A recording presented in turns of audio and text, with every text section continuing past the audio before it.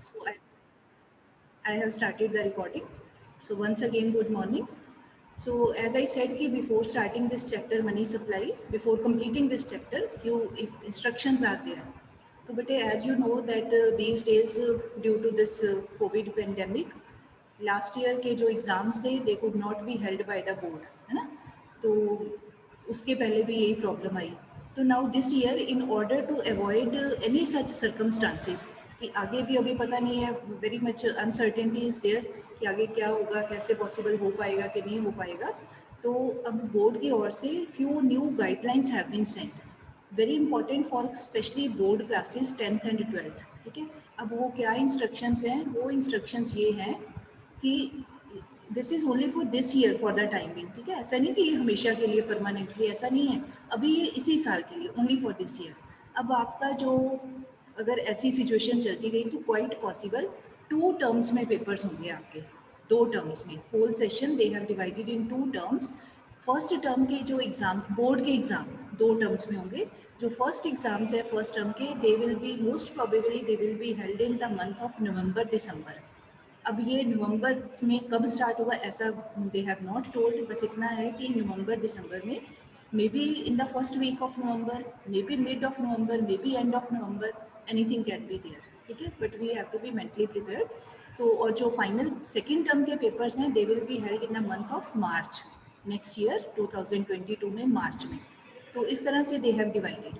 अब उसमें क्या किया है कि सिलेबस को भी फिर आगे डिवाइड करेंगे. 2 टर्म्स हैं तो 2 बार पेपर होंगे बोर्ड के.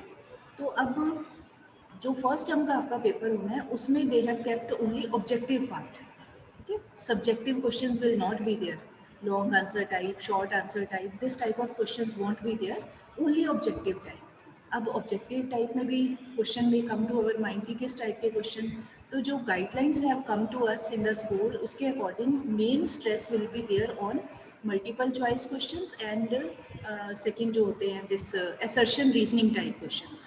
ठीक है, इस 2 टाइप्स के क्वेश्चंस के ऊपर ही मैक्सिमम स्ट्रेस रहेगा. MCQ type questions, assertion reasoning. तो असर्शन रीजनिंग में भी आगे ऑप्शन दिए होते हैं, ABCD दिया होता है, मतलब एक तरह से वो भी out of 4 option he choose करना होता है. तो ऐसे इस तरीके से हमारा पेपर होगा फर्स्ट टर्म का. और that will be of 1.5 hour, 90 minutes. तो 90 मिनट्स मतलब 1.5 आवर का पेपर होगा. ऑनलाइन पेपर होगा आपका. और वो होगा मैक्सिमम मार्क्स विल बी 50. ठीक है, 50 मार्क्स का ऑब्जेक्टिव टाइप पेपर होगा, 1.5 घंटे का. ठीक, कोई लॉन्ग क्वेश्चन नहीं होगा उसमें, शॉर्ट क्वेश्चन नहीं होगा, कोई कुछ नहीं, only objective. But in the meantime जो सेकेंड टर्म पेपर है, in that paper there will be variety of question. उसमें शॉर्ट आंसर भी होंगे, लॉन्ग आंसर भी होंगे, ऑब्जेक्टिव टाइप भी होंगे.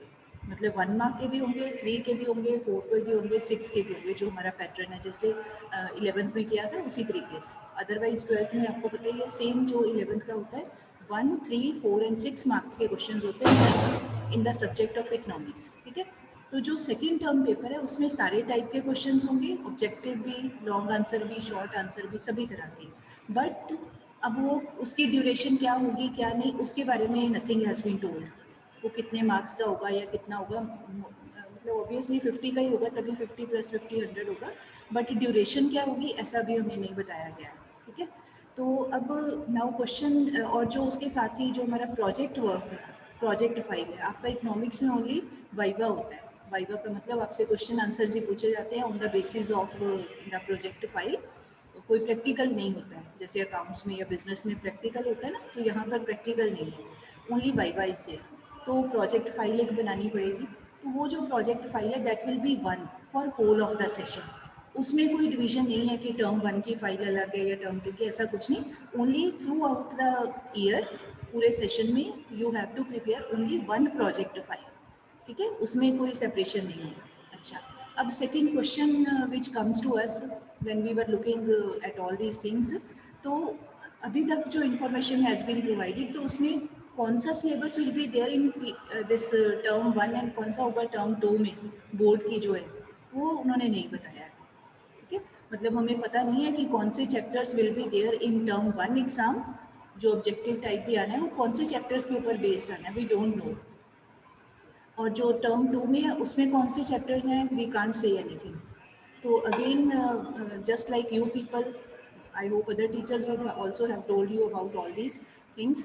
तो जैसे आपको अनसर्टेनिटी है, तो same way we teachers are also in an uncertain position. हमें भी नहीं पता है कि कौन से चैप्टर्स कौन सी टर्म में है। तो अब प्रॉब्लम में कम टू अस कि जो अभी तक हमने सिलेबस किया है, PT1 एग्ज़ाम्स, अपने स्कूल के जो पीरियोडिक टेस्ट है, समर वेकेशन से पहले या ड्यूरिंग वेकेशन हमने बजट चैप्टर कर लिया और मनी सप्लाई वाला स्टार्ट किया था, मनी वाला चैप्टर। तो अब अगर तो इसमें से PT टर्म 1 में आ जाते हैं फिर तो वेल एंड फाइन, बहुत ही अच्छी बात है। अगर ये chapters they kept in second term, है ना, पर कुछ ना कुछ तो PT1 टर्म 1 में होगा, क्योंकि हमने बिगनिंग के ही चैप्टर्स किए हैं, तो मोस्ट प्रोबेबली इसमें से काफ़ी सारा पार्ट आपकी टर्म 1 में आएगा, but I feel. But still अब हमें पता नहीं है कि ना क्या कह सकते हैं, कुछ पता नहीं है। तो अगर ये चैप्टर्स हुए हमारे टर्म 2 वाले में, तब तो ठीक है, फिर हमने कर चुके हैं, दोबारा नहीं करवाए जाएंगे। ऑलरेडी जो काम एक बार हो गया दैट इज़ डन, फाइनल, ठीक है। तो आपको ये लेसन्स आपके फाइनल टर्म के लिए, सेकेंड टर्म के लिए रेडी हो गए। और इन केस जो टर्म 1 के जो चैप्टर्स हैं उसमें से इनमें से कुछ आ गया, ठीक है, नहीं आया तो we are also waiting for the guidelines from the board. तो जैसे ही हमें पता चलेगा, we all teachers we let you know कि कौन से चैप्टर्स हैं, आपको सिलेबस बता दिया जाएगा। फिर हम लोग क्लास में टर्म 1 के पेपर्स तक, बीच में स्कूल के पेपर्स होने ही हैं, जैसे एज यूजुअल स्कूल का काम एज यूजुअल ही होगा। बट जो बोर्ड का पेपर है आपका नवंबर दिसंबर का, उसके लिए फिर हम अपने सिलेबस को उसके अकॉर्डिंगली प्रिपेयर करेंगे। एम आई क्लियर बेटे? This was very important, I am again stressing. आप जो बच्चे एब्सेंट हैं प्लीज़ टेल देम ऑल्सो कि 2 टर्म्स में आपके पेपर्स होंगे, टर्म 1 में ओनली ऑब्जेक्टिव टाइप। तो इसका पर्पज़ ये है कि why I am telling all these things to you, so that after knowing the syllabus कि आपने जो भी प्रिपेयर करना है, तो वो टर्म 1 के लिए वो आपने इस तरीके से अपना ध्यान में रखना है कि ऑब्जेक्टिव पेपर आना है, ठीक है। आप लंबे लंबे क्वेश्चंस याद करोगे, क्रैम करोगे, और ऑन द स्पॉट आपको पता ही ना चले कि मल्टीपल चॉइस में इसका आंसर क्या है, then it will be a problem for you. तो आपने टर्म 1 के जो भी लेसन्स होंगे उसको ऑब्जेक्टिव टाइप चीज़ को ध्यान में रख के ही आपने प्रिपेयर करना है, और जो सेकेंड टर्म के होंगे उसमें तो फिर सारा याद करना पड़ेगा, ठीक है। और सेकेंडली लास्ट ईयर भी ये हुआ था कि दे रिड्यूस्ड द सिलेबस। जैसे कोई टॉपिक चैप्टर चल रहा है तो उसका कुछ पार्ट रखा है, कुछ पार्ट हटा दिया है, कुछ टॉपिक उसमें से करने हैं, कुछ नहीं करने हैं। But at this point of time हमें कुछ भी नहीं पता है। हमने फुल फ्लेज्ड किया है, जो 2021 के बिगनिंग में आया था ना हमें सिलेबस, तो उसमें तो पूरा पूरा था। तो हमने अब तक जो काम किया है वो पूरा पूरा किया है फुल सिलेबस के अकॉर्डिंग। अब कुछ डिलीट होता है, कुछ एडिशन तो नहीं होगा, डिलीशन ही होगा, सब्ट्रैक्शन ही होगी। तो जो होगी फिर वो आपको बता देंगे साथ में, बिकॉज अभी we teachers can't say anything, क्योंकि हमें अपने आप ही नहीं पता है, ठीक है, क्योंकि कोई अभी उनकी ओर से कुछ आया ही नहीं है, information has not come. So this what I wanted to tell to all of you. So those who are absent, please tell them also, ताकि सबको ये पता चल जाए, ठीक है जी। तो फिर टुडे देन आई थॉट कि हम काम क्या करें, हम खाली तो नहीं बैठ सकते हैं। सो देन आई डिसाइडेड कि हमारा जो टॉपिक चल रहा था हम उसी को कंप्लीट कर लेते हैं, ठीक है। तो हमारा टॉपिक चल रहा था, यूनिट था हमारा, that was money and banking, right. तो मनी एंड बैंकिंग में, let me see, you can check in your book also, just a second बेटा, आप चैप्टर निकालिए, ये मनी सप्लाई, मनी चैप्टर है आपका, chapter number, it is chapter number 5, money. तो उसके बिगनिंग में था, हमने ये ऑलरेडी कर चुके हैं हम लोग, बार्टर सिस्टम या बार्टर एक्सचेंज, उसकी लिमिटेशंस, ये जस्ट रीड करनी है, ये पहले भी रीडिंग का ही था। उसके बाद हमने in detail we have done during vacation, ये कर लिया, वेकेशन से पहले during extra classes we have done ये डेफिनेशन ऑफ मनी, वो legal definition, functional definition, legal tender, legal definition, है ना, ये सारी हम लोग कर चुके हैं। देन उसके बाद हमने जहाँ पे हम मेन आए थे, मनी सप्लाई वाले टॉपिक के ऊपर आए थे, ठीक।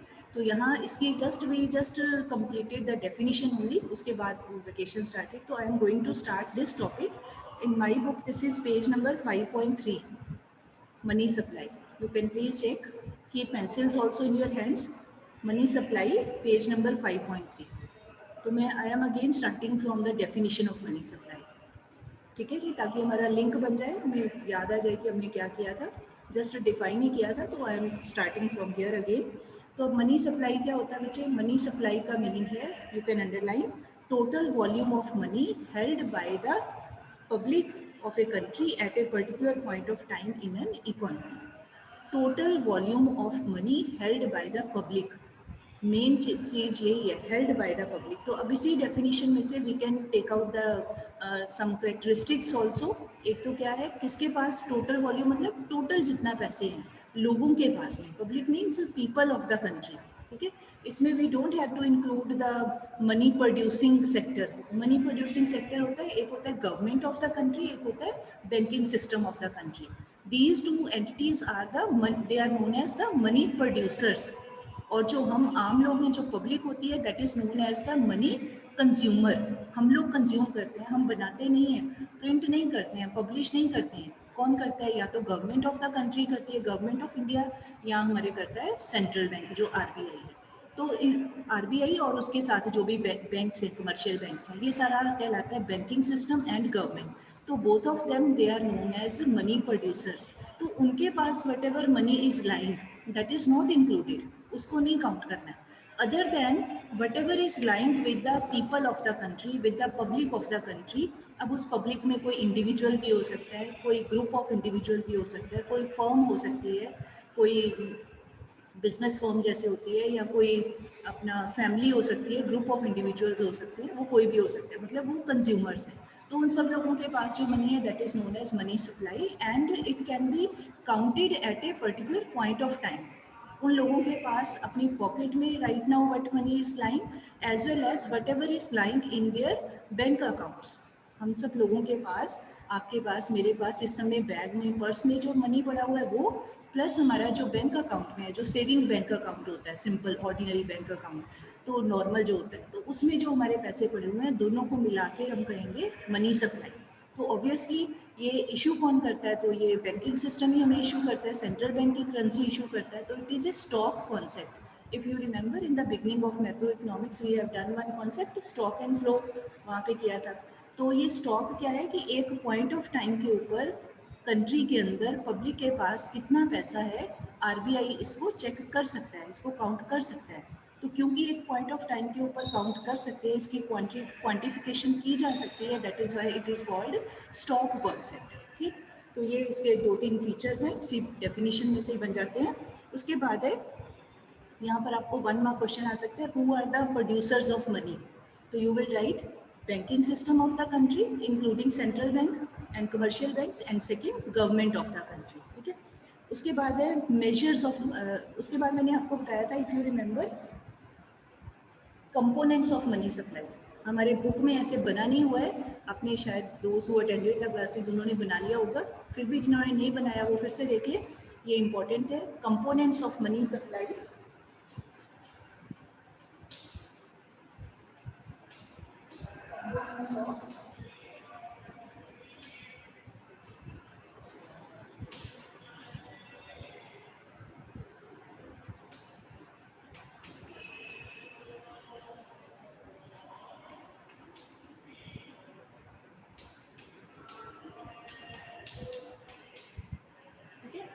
these two are the components of money supply. You can note down in your notebook or book if you want. कौन कौन से 2 कंपोनेंट्स हैं? One is called currency, second is demand deposits, bracket में लिखा डीडी शॉर्ट फॉर्म में। DD का मतलब दूरदर्शन नहीं, यहाँ पे डीडी मतलब डिमांड डिपॉजिट्स। ठीक है, अब जो करेंसी है, करेंसी में क्या आ जाता है? करेंसी में आ जाता है, ये इसकी एक्सप्लेनेशन आगे दी हुई है, वो हम बाद में करते हैं। तो करेंसी में आ जाता है paper notes as well as coins. Currency does not mean only paper notes, जैसे हमारे पास 100 का नोट है, 200 का है, 5 का है, 2000 का है, सिर्फ नोट नहीं, नोट्स के साथ साथ उनको कहा जाता है पेपर नोट्स। और पेपर नोट्स के साथ आप देखो हमारी कंट्री में which coins are there in circulation, 1 rupee का क्वाइन है, 2 का है, 5 का है, 10 का है, ये क्वाइंस भी चलते हैं। ठीक है, तो currency includes coins as well as paper notes. ठीक है, अब ये सारा जो है आगे उसको एक्सप्लेन किया हुआ है, अलग अलग डिनोमिनेशन के क्वाइन एंड नोट्स हैं। फिर ये जो नोट्स और क्वाइंस होते हैं they are also known as fiat money. ठीक है, फाइट, FIAT, फाइट मनी का मतलब होता है that currency which is in circulation with the order of the government of the country. या which is running, which is working due to the order of the country, order of the government of the country. ठीक है, कि ये जितने note और coin चल रहे हैं वो गवर्नमेंट के ऑर्डर से चल रहे हैं। अगर गवर्नमेंट का ऑर्डर ना हो, अगर आपको याद हो जब ये डीमोनेटाइजेशन किया था तो उस समय आके अनाउंस किया गया कि ये नोट बंद हो गए, तो अब वो अगर वो पुराने नोट हैं तो आप लेके चाहे 500 का चाहे 1000 का कुछ भी है, आप चले जाओ मार्केट में, आपको कुछ नहीं मिलेगा। नाउ दे आर यूजलेस, उनकी कोई वैल्यू नहीं है। इसका मतलब वैल्यू किसकी है? वैल्यू उसी करेंसी की है which is being supported, which is being ordered by the government of the country, by the authority of the country. Authority मतलब सेंट्रल गवर्नमेंट। ठीक है, सेंट्रल गवर्नमेंट जिसको ऑथराइज करेगी वही पैसों को हम करेंसी कहेंगे, उसके अलावा किसी को नहीं कह सकते। बाकी का सब हमारे लिए सिंपल एक पीस ऑफ पेपर है, उसकी कोई इंपॉर्टेंस नहीं है। ये तो हो गया करेंसी। सेकेंड होते हैं डिमांड डिपॉजिट्स, ये वाले। तो डिमांड डिपॉजिट्स का मतलब है that money which is lying in the commercial banks which belongs to the public, हम आम लोगों के पैसे होते हैं, but that money does not lie in our homes, rather we keep that money in our saving accounts। हम सबके जो सेविंग अकाउंट है उसमें what ever money is lying. अब उसकी क्या प्लस पॉइंट है या फीचर क्या है? डिमांड डिपॉजिट इस करके कहते हैं कि हमारे ऑर्डिनरी जो सिंपल सेविंग अकाउंट होता है उसमें जो मनी है जब चाहे हम उसको निकाल सकते हैं, मतलब on our demand we can withdraw our money. आप जब चाहे आप एटीएम से जाके पैसे निकाल सकते हो, आप पर्सनली बैंक जाके निकालना चाहते हो, या आप थ्रू चेक, आप किसी को चेक दे दो कि जाओ पैसे निकाल लो, किसी को पेमेंट करनी है तो आप चेक दे सकते हो। वट एवर वे, मतलब whenever you want to withdraw that money, withdraw मतलब निकालना चाहते हो बैंक में से, तो आपको अपना पैसे को निकाल सकते हैं। तो since on demand these deposits can be withdrawn by the public, that is why they are known as demand deposits. और विदड्रॉ कैसे करते हैं? जैसे आपने किसी को, you went to market, you go to market, आपने कोई पेमेंट करनी है तो आप cash, you don't give cash money, rather you may give a cheque. अगला अगर एक्सेप्ट कर लेता है तो आप चेक दे देते हो, तो अगला जब वो चेक को बैंक में जाके लगाएगा तो उसको पैसे मिल जाएंगे। मतलब डिमांड, हमारी डिमांड के ऊपर, या एटीएम से जब चाहे दिन को रात को, वेन एवर यू वांट, मतलब अपनी डिमांड के अकॉर्डिंग हम निकाल सकते हैं। तो इस करके डिमांड डिपॉजिट्स। ठीक है, तो these two are the components of this money supply. ये आपने याद रखना, इंपॉर्टेंट क्वेश्चन है। It is not mentioned in the book, तो आपने थोड़ा सा ऐसे फ्लो चार्ट सा इसका बना लेना है। उसके बाद what ever what is given, that is also important, measures of money supply. ये हम करते हैं।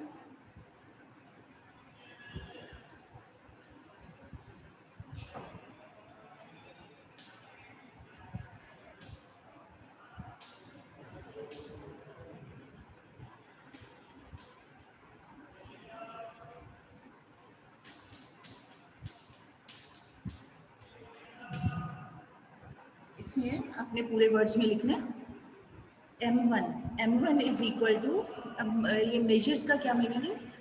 Firstly in our country it is given 1967-68 तक कोई खास मतलब इस तरह से कोई मेजरमेंट का टॉपिक वाज नॉट गिवन, मतलब this concept was not used by the RBI. But उसके बाद जाके 97 onwards the RBI has tried to measure this money supply in 4 ways। 4 तरीकों से उन्होंने मेयर करने का एक अपना कॉन्सेप्ट दिया है RBI. This measurement is not given by any economist, कि कोई आम लोगों ने या कोई इकोनॉमिस्ट ने बनाया, ऐसा नहीं। This has been given by the RBI, उन्होंने ही डिफाइन किया। तो 4 तरीकों से मनी सप्लाई को असेस कर सकते हैं। तो फर्स्ट इज कॉल्ड, 4 मेजर्स कौन कौन से आपने याद करना है? M1, you can see in the book, M1 capital M, money वाला M1, M2, M3 and M4। ठीक है, तो I am going to start with the first one. M1 क्या है? Most liquid form of money supply. Most liquid मतलब हम कभी भी इससे कुछ भी जाके खरीद सकते हैं, कन्वर्ट कर सकते हैं, मनी को किसी चीज़ की फॉर्म में कन्वर्ट कर सकते हैं, या किसी चीज़ को बेच के पैसे ले सकते हैं। मतलब मोस्ट लिक्विड, सबसे ज़्यादा लिक्विडिटी है कि कभी भी इससे कोई भी ट्रांजैक्शन कर सकते हैं। लिक्विडिटी मतलब any transaction can be done with the help of this. तो अब इसमें क्या आ जाता है, इसके कितने कंपोनेंट्स हैं या पार्ट्स कौन कौन से हैं? Currency plus demand deposits plus आपने पूरा लिखना है, you have to write in full, other deposits. ठीक है, अच्छा अब ये जो है दोनों, ये भी मैंने एक्सप्लेन किया। These two are the components of M1 measure as well as यही है कंपोनेंट्स ऑफ मनी सप्लाई, जो भी मैंने ऑलरेडी एक्सप्लेन कर दिया है। ठीक है, ये सेम ही है।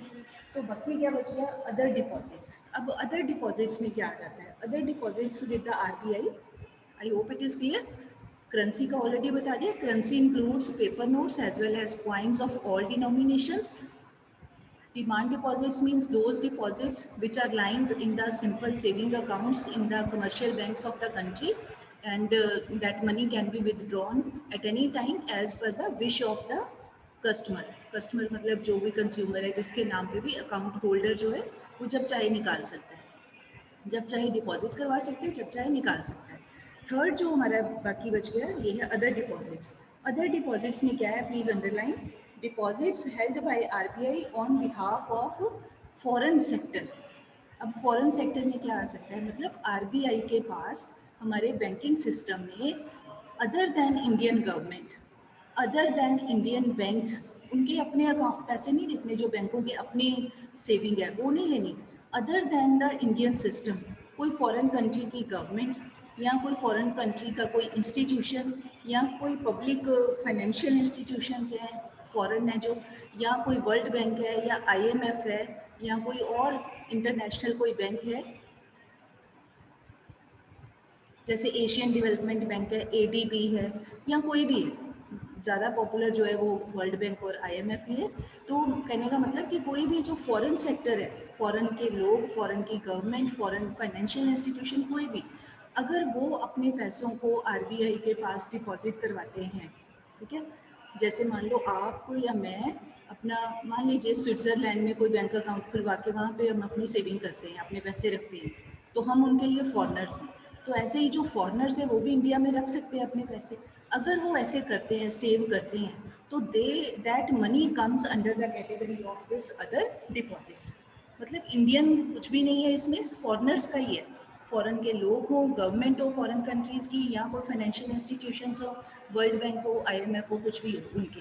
बट यहाँ पे मेन थिंग इज, इसमें इंडियन गवर्नमेंट के पैसे या इंडियन जो इंडिया में कमर्शियल बैंक्स हैं उनके पैसे, उसको नहीं इंक्लूड करना, बाकी फॉरेन के ही लेना।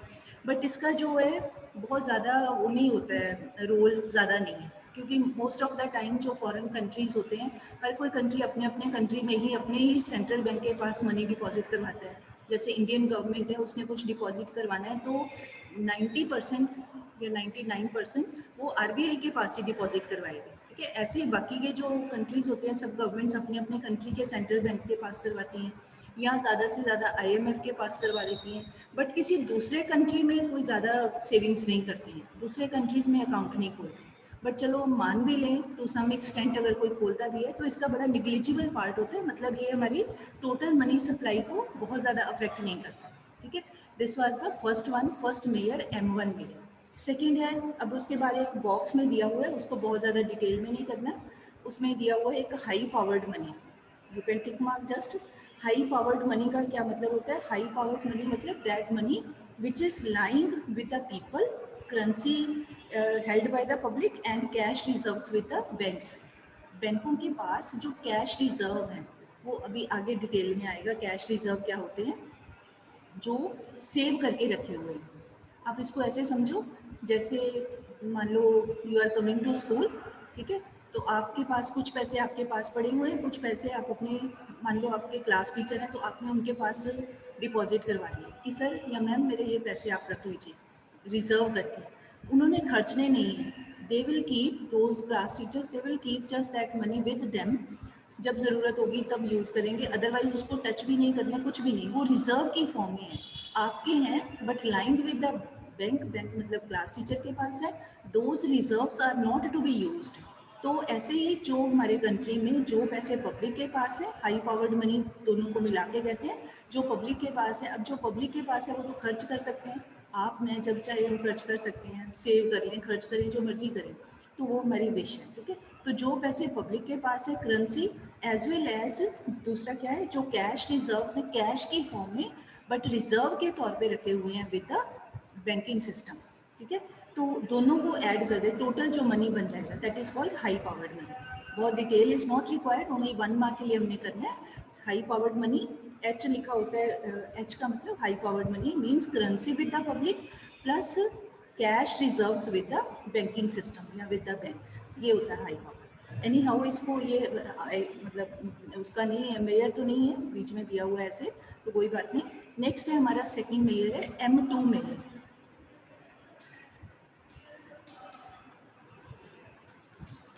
M2 measure is equal to M1 plus saving deposits with the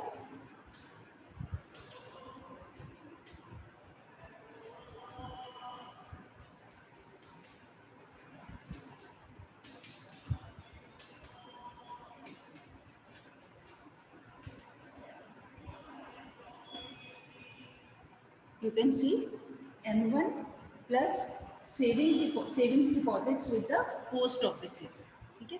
दोनों को ऐड कर दे तो बनता है सेकंड लेयर M2। अब इसका मीनिंग क्या है, ये M1 सेम है जो ये सारा सेम, अगर हम वैल्यू पुट कर दें तो M1 सेम है currency plus demand deposits plus other deposits, ये सेम है, already explain.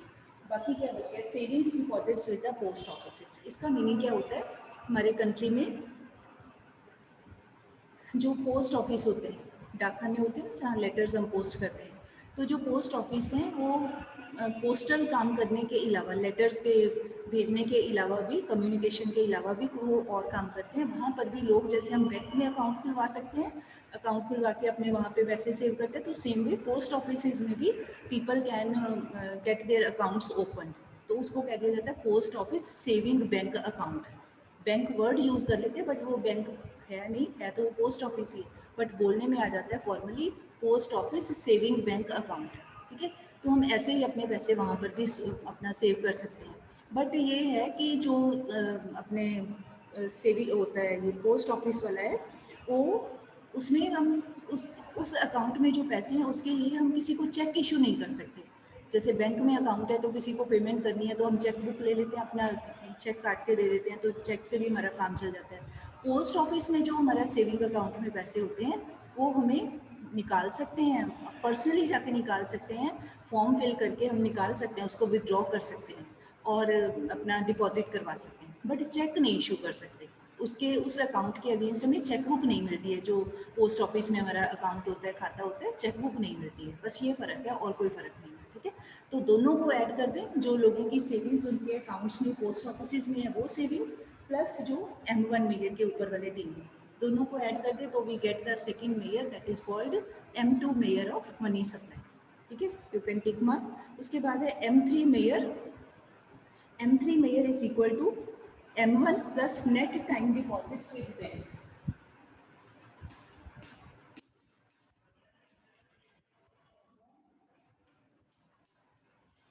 Net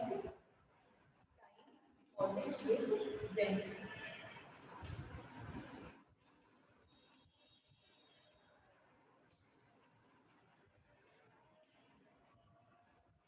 Or M3 Mayer is also known as, you can write along with this, M3 Mayer is also known as aggregate monetary resource of the country. Please write down, question can come here. M3 Mayer, that is also known as aggregate monetary resource of the country. ठीक है, aggregate मतलब total. तो अब इसमें क्या आ जाता है, what are the parts of this M3 measure, they are M1 is same as we have done in the beginning, same parts, currency plus demand deposits plus other deposits, ठीक है, plus net time deposits with the banks. Now time is very less, so it will take more time to explain. We won't be able to complete the meaning of this term. This we will do tomorrow. Okay. So today you have to read up to this part and learn also. Learn in the sense keeping in view the objectivity. Okay, ji? So this work is to be done today up to this part. So thank you all. I am going to end the meeting now.